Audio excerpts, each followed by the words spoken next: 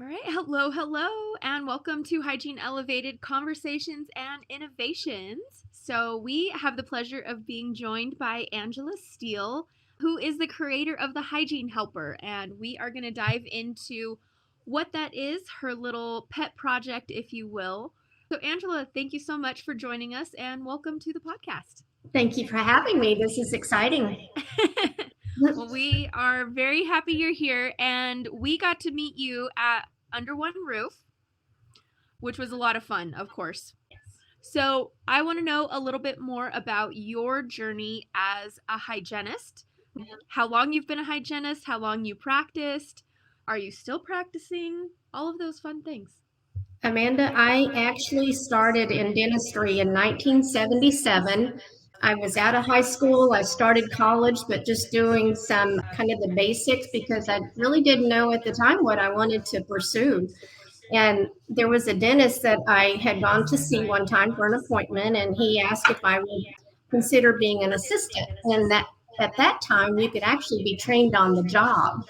And so I did. He trained me to be his assistant, and I was with him for a couple of years. And a hygienist there in the office, she made it sound so exciting, her career. She traveled, she could kind of set her own hours and I don't know, just had kind of a little bit of freedom to do what she enjoyed doing. And so it made it so exciting that I pursued applying for the hygiene school. And this was in 1979 that I was accepted and started hygiene school in Fort Worth, Texas, and graduated in 1981. And so I've been a hygienist ever since. I still have my license in Texas, even though that we moved to Hot Springs Village, Arkansas 3 years ago. I actually have my license to practice here in Arkansas. And I've yet to really do any work except volunteering for the Mission of Mercy. I've done that twice now, and I really enjoy doing that. I have just put my hat in the ring to do a little temporary work, and I'm going to pursue some of that because I enjoy working. I love my career. I've really had the good fortune of just working for great dentists and having a lot of just wonderful patients over the years, and that really have become friends and almost like family because, you're in an office for so many years, hopefully, that you get to know everybody and you kind of keep up with what they're doing and their children and what your children are having children. And so it's just kind of an ongoing story for everybody. So I've just really been blessed to have just great dentists to work for and a lot of good patients. So, yeah. So I love my career. I'm sorry.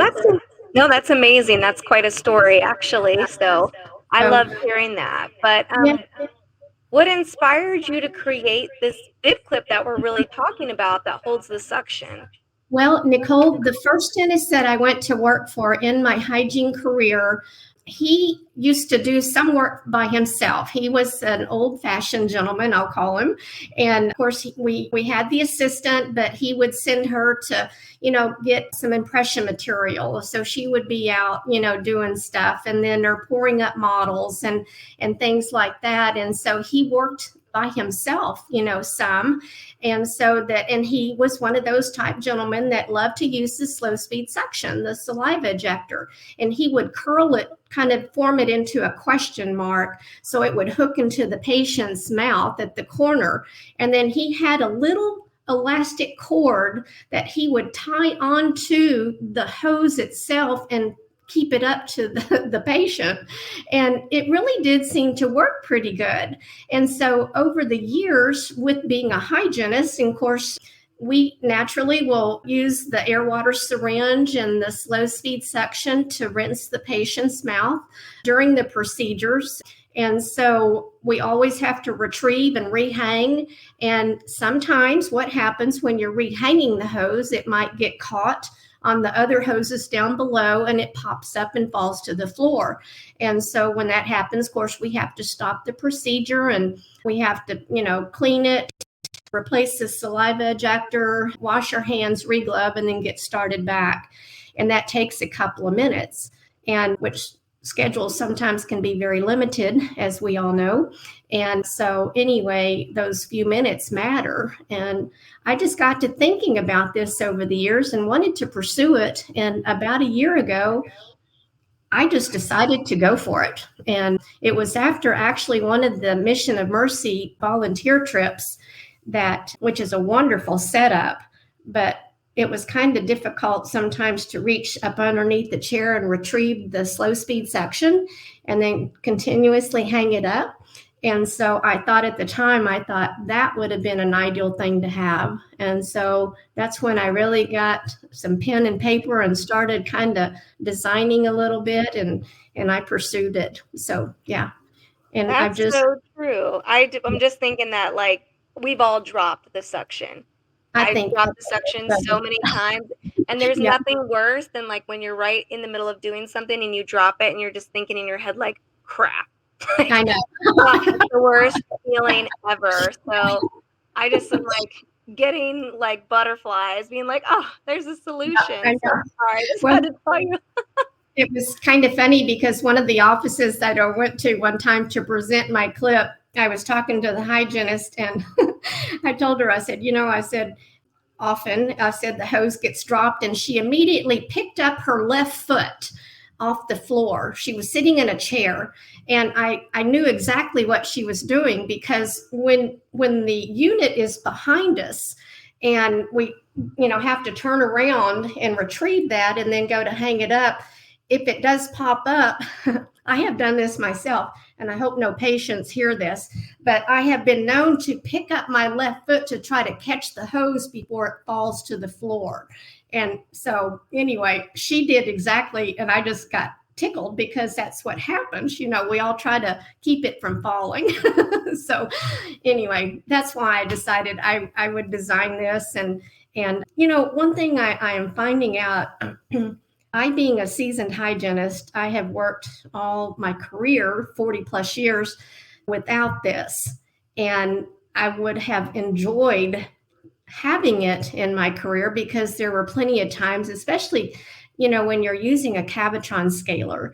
And I always keep the slow speed section in the mouth, along with using the high speed at times. But one thing I've noticed over the many years now, several years, I'll say, that the saliva ejectors, they can be missized sometimes. And so they slip in and out of the nozzle real easily. And so if you have it hooked in the mouth, sometimes the hose goes to the floor and the saliva ejector is left in the mouth, So that was another thing that can happen. And I thought that would have been an easy thing to have. So I'm trying to market this the best way I know how. It's a little difficult. I'm trying to pursue maybe even going into the hygiene schools to present it to new grads that might be coming out of school soon, and try to get them interested in using this. And so I'm just trying to figure out how to market this the best way. And of course, having a podcast is a great thing. So I can hope for that. So, yeah. Yeah, I think the school idea is a great idea. I'm a recent grad. I just graduated about 6 months ago. And when I was in school, thank you. When I was in school, we were given the Relief, which is a newer product as well. And it's kind of sad to say, but I can't function without it. So, when you're taught away in school and it takes a really long time, to try and do something different, but I can't, Right. use anything else. So I think that that's a really good avenue for you to try. Absolutely. Yeah. And it's it's a hands-free thing, and it's more secure. So I think that's fantastic. Yeah. Well, and even upon designing this, my husband, he's real good about drawing. And so I had in my mind what I wanted on the clip itself. And then so he took some pen and paper and drew it out for me, and I would ask him to tweak it a little bit. And then there it was. All of a sudden, it's like, that's exactly what I want, because I needed something that was lightweight, but flexible, but also sturdy enough to hold a shape. And so we started researching a little bit, talking to metal fabrication companies, and found out that I needed to speak to a wire forming company, and there happened to be one in Missouri. And so I got connected with them and sent the design, and they sent a little sample, and I said I need to have it a little bit different, and so working together, we got it just what I think is a perfect little clip. Of course, I shouldn't say perfect, but it's what I wanted. It's what I had in mind. And because it goes on very easily, and then just a little push of the clip, it comes off easily. But it still stays real snug to the hose while in use. And I started out with the ball chain for the length, but then I found out I liked the silicone cord, which is latex free. Also, it's autoclavable. And so that was my purpose, is needing something that could be autoclaved. And so I found a company actually here in Hot Springs. It is a Alliance rubber company that actually extruded the silicone cord for me. So it worked out perfect. I could see what they were doing, and they cut it in lengths for me. And so that really was an asset right there, having that company, so I could go and see what they were doing. And then also, one of the other companies that I have contacted and are using, they do the assembly of the clip for me. And it's a company that employs challenged people, physical and mental challenges. And so they have the setup, and they take the clip and the cord and the little alligator clip at the end, and they assemble it for me. And then I have the little bags that I give them, and they put them in the bags with a little card. And so I get to use that company, and which I like that. I like to be able to help those people, and they're helping me. So, yeah. So it's really worked out in my favor that I've been able to find all these other companies to connect with and get this going. So it's worked out real well.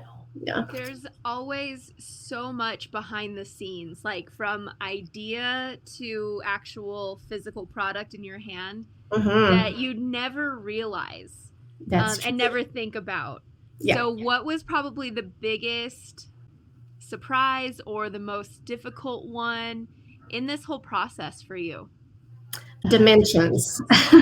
Because I had to make sure that the clip, as I said, that would kind of snug, fit on it snug enough, because I didn't want it coming off.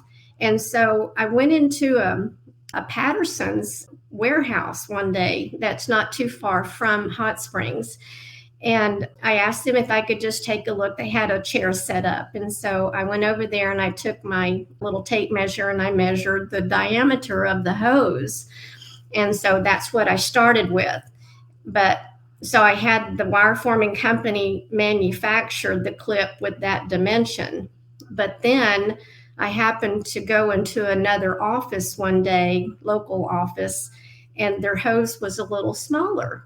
And I thought, uh-oh. So I had to kind of revise that enough that the wire forming company had to kind of redesign and kind of make it a little bit more snug, because I think I would go with the smaller version, because the larger hose, it would fit on that too. It's flexible enough to go on and off okay. But the smaller hose was what my concern was, because the initial clip was too big. And so it was coming on and off too easily. And so now I think I've got it. But I guess just with dimensions and the length of it, to make sure that I would attach it to myself and kind of lay back and pull it up to fit in my mouth, to make sure that the length was appropriate, because I had one hygienist tell me that a friend of mine, actually back in Texas, I gave her one to try, and I had it at about a 6-inch length at the time, the cord. And she said that was a little bit too long because it draped too low on the patient. And so when she went to retrieve it, she didn't want to pinch something that shouldn't have been pinched, I guess I could say. So anyway, so I shortened the cord a little bit to 5-inch now, and that seems to work out really good. So I guess just trying to get it, to the point that it's dimension wise, it's good. So that was my greatest challenge right there. So, because really even finding the companies, it was pretty easy once I got started because I was talking to the right people. I would start with one company and they said, we don't do that, but try this company. So they were very, very helpful. So that worked out really good. That's awesome. I love hearing that story of kind of how your idea became this, but because I always think about that whenever I see any of these like cool innovations, not just dental based, but really anything. And you're like, how does somebody think about that? And when they do, how do they create it? So that's really cool hearing like the stories. And I can only imagine the dimensions with just all the different, brands of saliva ejectors and things like that, how that could be a little complicated. But, how would you say that your bib clip really improves efficiency in the operatory? And what are some of the best benefits that are not just for the hygienist, but also for the patient? Well, Nicole, I tell you, one thing that I do know, practicing the many years that I did, patients like to have their mouth suctioned. They don't like having any type of fluid in their mouth. I've had them ask if they can hold it, and they use it often. And so just having the clip right there that is so readily available to the dental professional, being it the hygienist or even the assistant or the doctor himself, it's just retrieved right there at the shoulder area and immediately placed, in the patient's mouth, or it can be kept in the patient's mouth. And so they don't have to continuously retrieve and rehang. So, it's a time saver, if what I'm really calling it, because it does save time from retrieving and rehanging and accidental drops, to have to stop and clean it. But also I call it a little money saver because every time that it drops to the floor, dental supplies cost, and we have to replace the saliva ejector. We have to use more gloves. And so that adds up over a period of time. So really it benefits time and money in procedures. So that's what I'm kind of going with. So anyway, and I think it's a benefit, for the hygienist especially. That's who I designed it for because that's what I am. And I just knew that it would benefit me to have one because, like I said, even at the Mission of Mercy, it was not as easy to retrieve it. And so having it just right there, it was a benefit to the patient and myself. In fact, the last Mission of Mercy trip that I did, I actually took some of my clips and I passed them out to all the hygienists that were right there with me, and they seemed to really like them. In fact, the response that I get whenever I give them one, I'll tell them what it is, and I'll kind of show them just briefly on how to use it. And most of the time, the hygienist will say, this is a great idea. Why hasn't anybody thought of this ahead of time? So that made me feel good, And so there are several. I've had some sales, some people from different offices throughout, one in Colorado and one in Kentucky, and that have contacted me and purchased my clip, even after the RDH show and the Under One Roof. And so that made me feel good. Yeah. So I'm getting it out there. It's slow. So, but they tell me that's what happens. You have to just have time and patience. So, but I'm trying to get it marketed as best possible. The public is always so far behind a product launch, especially if there's not just big money behind it. So don't get discouraged. Yeah.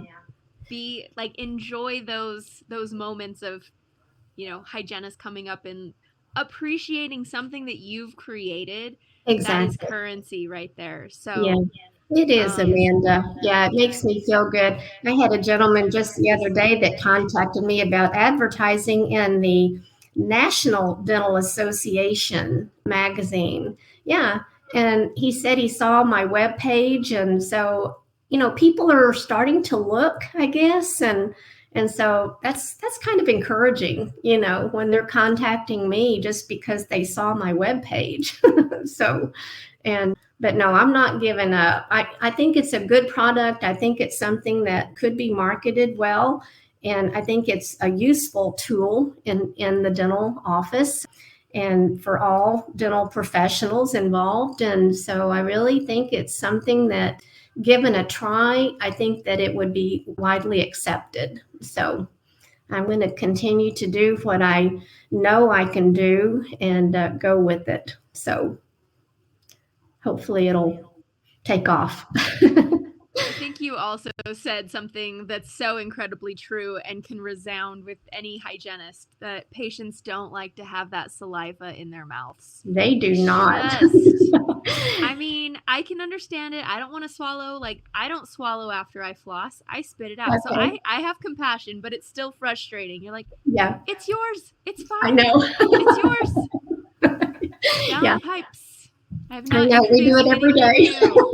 So, yeah, I think some people just almost have that fear of choking, so they have to have every little bit of fluid cleaned out immediately. So, yeah. Do you have any other success stories? You mentioned like the Dental Association reaching out to you, having some offices actually order. Do you have any other successes that you are keeping from us? Well, actually, I have...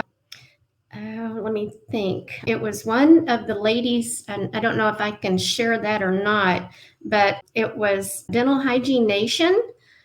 I don't know if you know who they are, that they contacted me, and she wants to see about maybe getting my clip in her little boxes that they have all these subscribers, and so I'm kind of considering that. Yes. So I think it might. I'm gonna try everything.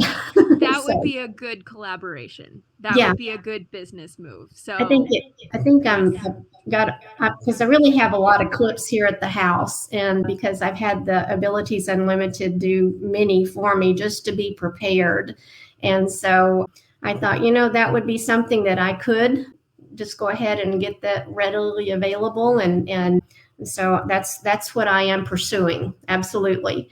And then I'm trying everything, maybe sending out, like, I have actually just gone door to door, what I call knocking doors almost, because that's the way I started. I would go into dental practices locally and give them a couple of my clips and tell them, to try them.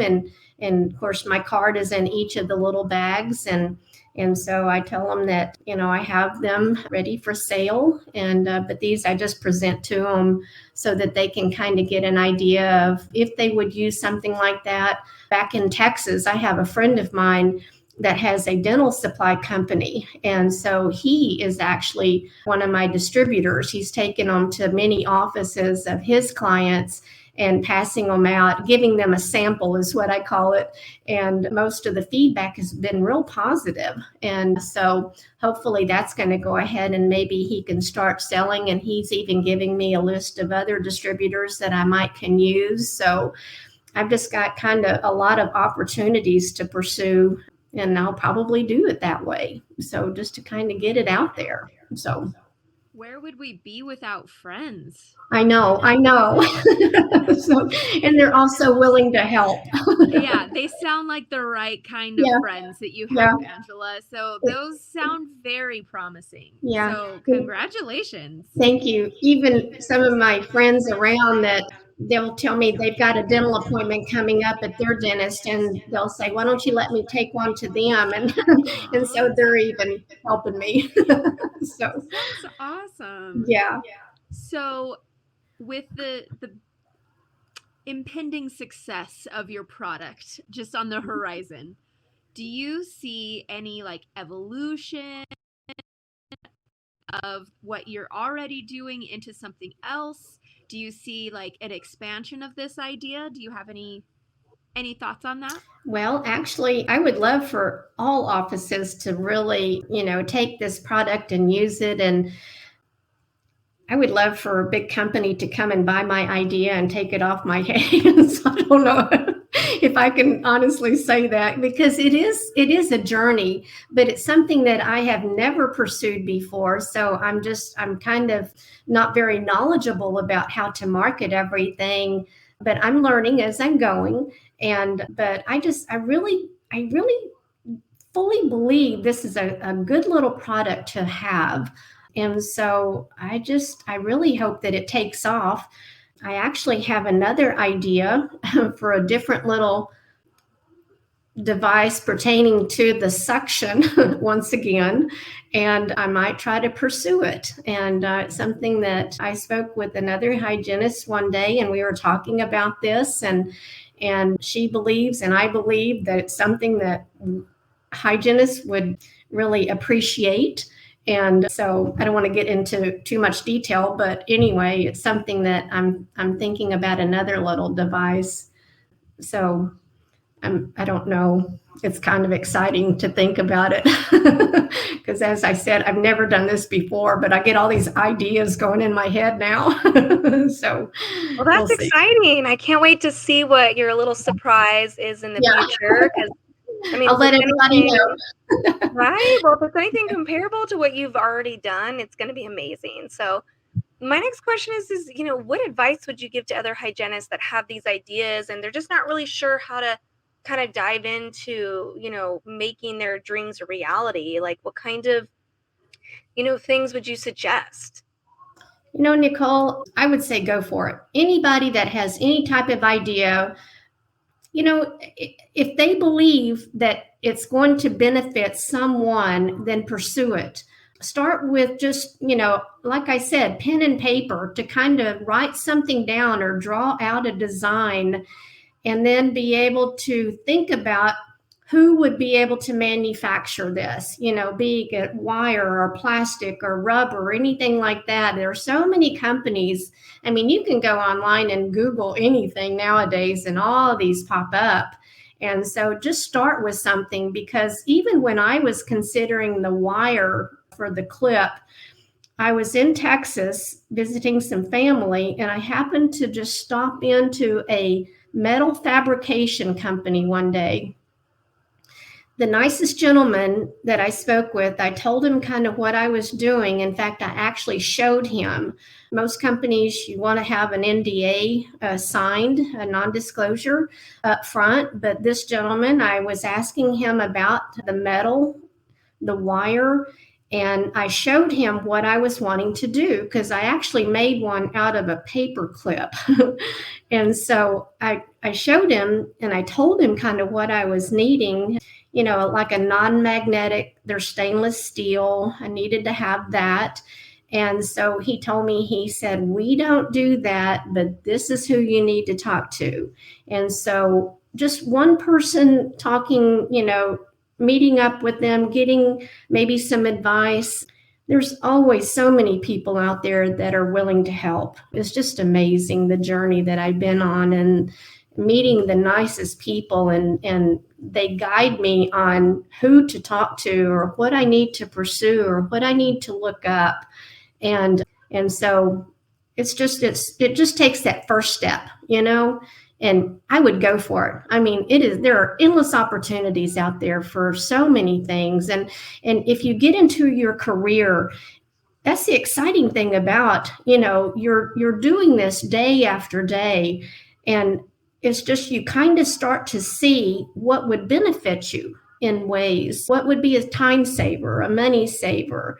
So anybody that has any type of an idea that they're going to try to think about, I think it's a great opportunity. It's fun overall. It can be frustrating at times, but overall it's been an incredible journey for me. So something I am glad I'm pursuing. How do you feel that this journey has kind of impacted your view of dentistry? Because you've kind of married the two. You started to be this entrepreneur. You are this entrepreneur. So how do you feel that it's kind of changed your view of dentistry? Well, good question. When I think about something that might benefit people, professionals, it's just, you just really want them to take hold of it and try it, because I really think it would benefit. What I'm finding is who I need to speak to. You walk into a dental practice, I really kind of reach out to the hygienist, but sometimes it's the hygienist that takes it and wants to use it, but the dentist or even the office manager are the ones, that you might need to approach financial wise because they're the ones that usually make that decision. And so I'm trying to kind of figure out who would be best approached to be able to pursue, buying clips for the office. And when I'm talking about the clip, I'm trying to encourage one per patient, because they are autoclavable. I had a dentist one time that I was showing one to, and he said, "Oh, well, these are great." He said, "I could just use one all day." And I said, "But think of splatter," because there was a lot of splatter in dentistry. And he said, "Yeah, I didn't think about that." And so anyway, I'm trying to figure out who to approach to market these best, for purchasing, because as a hygienist, we all want certain products, but we don't usually make that final decision. I'll say there's budgets that we have to deal with and things like that, and so but then the dentist is the one that usually allows the office manager to kind of take control of the budget, and so I'm trying to make sure who I speak with is who gets the job done. So that's kind of a challenge for me right now. So, but that's pretty interesting though, that how you kind of like brought that all the way back around to like having to find the right person to buy the product, because that is so true. Yeah. It's not just, we can like it all day long, but we're told no for so many different things in so many different ways. Yeah. And kind of following back up with the dentist that was saying he could use one all day long, I actually just recently learned, and I don't know if this is a new thing. I have no idea. I've been in dentistry for 15 years as an assistant, and I didn't know that actually OSHA requires you to change your bib clip per patient. I just learned this like 2 weeks ago. Had no idea. So I've never worked in an office that even did that. So I think that that's incredibly smart that you made it autoclavable, and that might even be something that you can market to them. Well, did you know that, OSHA says you should do it every single patient? So it's just kind of a cool thing, because we're just now implementing that, and that's been really very strange to do, but interesting. Well, when people are interested in they've heard all this and they're like, wow, I want one. So how do people find you? How do they find your product? Nicole, I have a web page, and it's www.ahhelper.com. That stands for A Hygiene Helper. And so they can look at my little video. On my webpage, I have a product. I have about how it kind of tells my story a little bit about how I got started, and then how to purchase my product, that they can either call me. I have an email. And so, yes, it's readily available for shipping. I usually try to ship it the same day, if not the next business day. And so, yes, ma'am. And I haven't put a price on the webpage, but I've kind of, speaking with a friend of mine that has the dental supply company there in Fort Worth, he kind of guided me a little bit on maybe what to ask for. And I'm keeping it under the $10 mark. So I'm going with about, I'm thinking maybe like $8.99 per. So, because that's reasonable. And in dentistry, of course, as we all know, products are expensive, and even your little 2x2 gauze squares are a few cents each. And, so I'm trying to keep it within a price range that they wouldn't really question it too much. So, but yes, you can always even Google A Hygiene Helper, because I have my video even on YouTube. So I'm on that, and it gives some information on how to contact me. And so, yes, but mostly through my webpage. Yeah. Well, I think you are definitely going to succeed. I hope all the best. I hope a company is going to come buy you up and retire you from this, and so you can move on to your next entrepreneurial endeavor. That's right. And create more fun stuff for us practicing hygienists. I would love that, Amanda. I really would. So, Well, we love to wrap up our podcasts by asking our signature questions. So I will start. What piece of advice do you wish you would have learned in hygiene school that took you years to learn as a hygienist? how to go from start to finish in 1 hour. No, I'm just kidding. you know, of course, in hygiene school, we always had a half a day per patient, but when you get into the real world, it really has kind of shortened that. But, I guess what I could say is, even though in hygiene school, we were always so focused on doing everything perfectly to get that checked off, and I know that I have never been a perfect hygienist. I have tried to do right by my patients. The dentist that I first started working for, he gave me two sentences of advice. He said, number one, he said, be gentle. And he said, and the second thing, he said, you're going to see them back in 6 months. And I thought about what he was telling me, and it's kind of like we try to do as best we possibly can with each patient.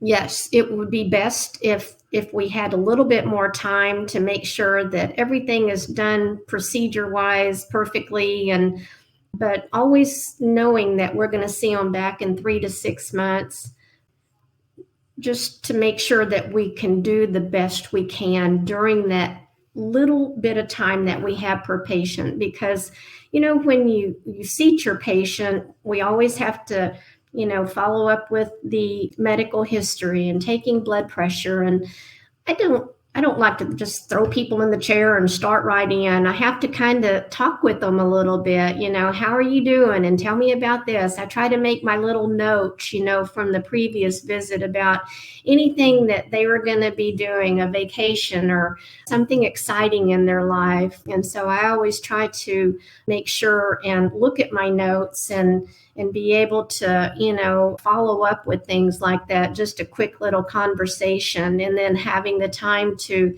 do the best I can with cleaning their teeth to make sure I try to get all the tartar off and do the best I can.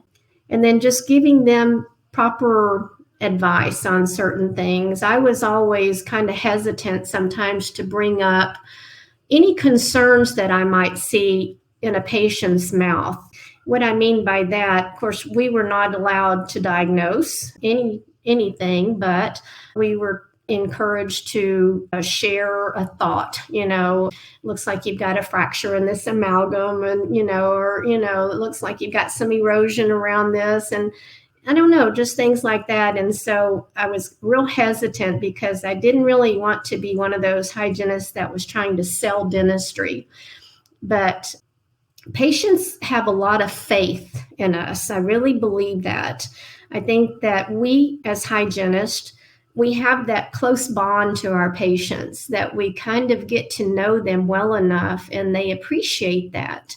And so they feel like they can put their faith in us to, when we tell them certain things, they really take it, that it's true. And so I think over the years that I felt more comfortable with being put in that situation, that I could share concerns with them, and from not just right off the bat. So, yeah. So just being able to feel comfortable about talking to the patients about anything. One of my first job, fresh out of hygiene school, my doctor gave this advice, and it's definitely not dental specific, but it cracked me up. Life's too short to should yourself. And True. First, yeah, it caught me off guard, but I feel like the implications are very true. And I think you did that. You did it. That's not something you're going to look back and say, I should have pursued this opportunity. Yeah. When you start moving forward, doors open. You talk to the right people will lead you there. It happens. Yeah. So congratulations on that. Thank you. Nicole, next question. This question's near and dear to my heart as a new grad, so I always enjoy asking this. But if you could go back to yourself as a new grad, I know you kind of shared some advice that you had been given, but what advice would you give yourself and to another new grad such as myself? Stay involved. To be able to stay involved in your local, state, national associations, attend conferences. There is so much out there that we can still learn today. And dentistry has never been a ever-changing career, but there are things that change. There's so many opportunities for us to take advantage of in jobs and just different techniques and innovative designs and such as that. And so that was kind of one of my shortfalls, because I never really stayed that involved in the Dental Hygiene Association. I would attend meetings, for credit units, mostly continuing education, I should say, but just being able to have a voice, to voice your opinions, and to stay really just involved in all that throughout your career, because it's such an exciting career to be in. And it's just something that the most of us that are involved in hygiene, it's a close-knit group. We're very accepting of everybody, each other, I should say. And I've made a lot of friends over the years that I've been in hygiene. I have a lot of hygienist friends still. Some are retired, some are still working. And it's just to be able to stay involved with everybody. Go to those conferences, really just kind of don't ever stop learning. Yeah. So just stay up on the latest of everything. I love that. That's one of those things that I completely agree with myself. So I think that's a beautiful piece of advice for so many new grads. So Thank you for sharing that. Angela, it's been an absolute pleasure learning about this incredible product that you have developed, that you created, and that you just made. And you're going to help so many hygienists, so many patients. And we are just so thankful that you took the time out of your day to spend the evening with us and tell us about your journey. So thank you so much for coming on with us today. I appreciate the opportunity, ladies. It's been a joy. It really has. So, and I hope to see y'all another time at one of the conferences and in the exhibit hall. So looking forward to that.